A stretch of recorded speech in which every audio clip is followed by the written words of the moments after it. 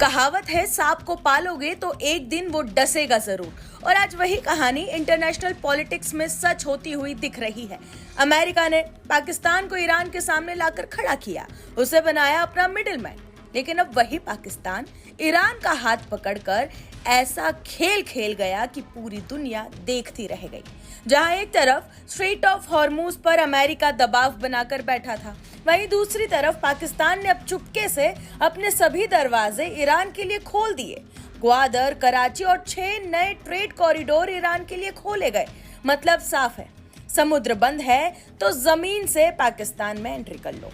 अब आप सबसे पहले जरा इस पूरे गेम को आसान भाषा में समझिए, फिर उसके बाद आगे वीडियो में ये भी खुलासा करेंगे कि कैसे इस वक्त पाकिस्तान बॉर्डर पर तेल की तस्करी हो रही है, वो भी बाइक के जरिए, पाइप के जरिए। दरअसल बता दें कि अमेरिका ने ईरान पर प्रतिबंध लगाए, उसके तेल के रास्तों को रोकने की कोशिश की, उसकी शिपिंग पर दबाव बनाया गया। यानी एक तरह से ईरान को आर्थिक तौर पर घेरने की पूरी तैयारी की गई। लेकिन इसी बीच पाकिस्तान ने एंट्री मारी और कहा कि तुम्हारा समुद्री रास्ता बंद है तो मेरा समुद्री रास्ता इस्तेमाल कर लो, हमारी जमीन का भी इस्तेमाल कर लो। और यहीं से शुरू होता है असली खेल।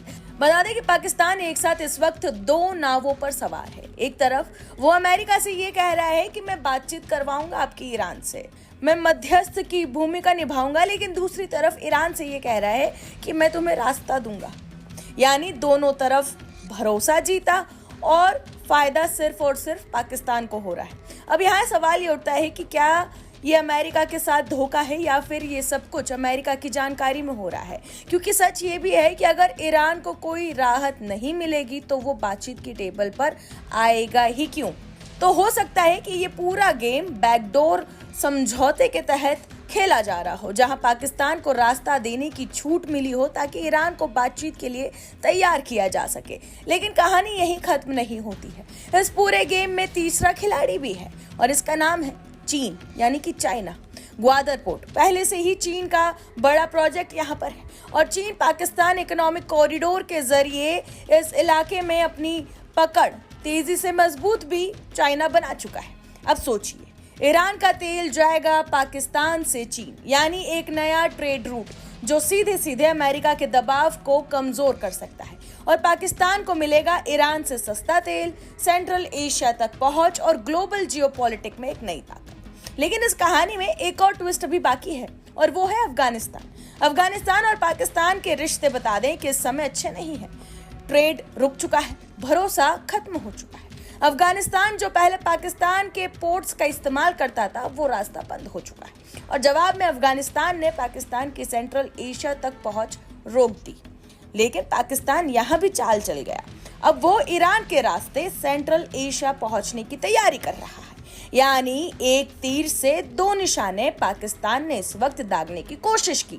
ईरान को रास्ता दिया और खुद को एक नया मार्केट के रूप में उसने पेश किया। अब जरा ग्राउंड रियलिटी भी देख लीजिए।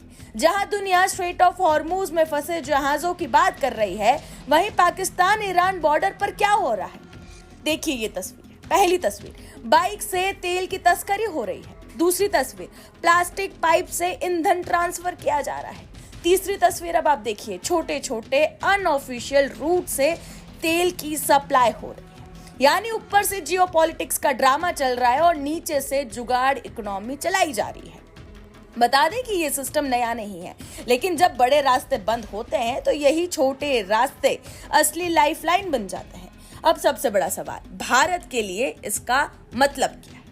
भारत के लिए ये सीधा एक जियोपॉलिटिकल चैलेंज है इस वक्त, क्योंकि अगर पाकिस्तान एक बड़ा ट्रेड हब बनता है तो चीन को फायदा तो मिलेगा ही और सीपीईसी के जरिए वो भारत के लिए बड़ा खतरा बन सकता है। साथ ही भारत की सेंट्रल एशिया तक पहुंच भी प्रभावित हो सकती है, ऐसा दावा किया जा रहा है। ऐसे में भारत के पास क्या विकल्प है, अब उस पर आप ध्यान दे दीजिए।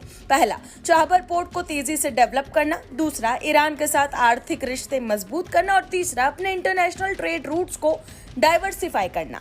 क्योंकि बता दें कि इस पूरे गेम में जो सबसे बड़ा सबक है वो ये है कि जियोपॉलिटिक्स में कोई स्थायी दोस्त या दुश्मन नहीं होता, सिर्फ हित होते हैं। अब सवाल आपसे, क्या पाकिस्तान ने सच में अमेरिका को धोखा दिया या ये एक ऐसा गेम है जिसमें हर खिलाड़ी अपनी चाल चल रहा है? दोस्तों, वीडियो आपने मुलाहिजा की इंडियन मीडिया किस तरह शॉक में है। पाकिस्तान और ईरान की डील हो रही है और जो भी निज़ाम चल रहा है पाकिस्तान के फ़ायदे के अंदर चल रहा है। बहरहाल इनकी चीज़ें निकलती रहेंगी और हम देखते रहेंगे। चैनल को सब्सक्राइब ज़रूर कर दीजिए। Thank you.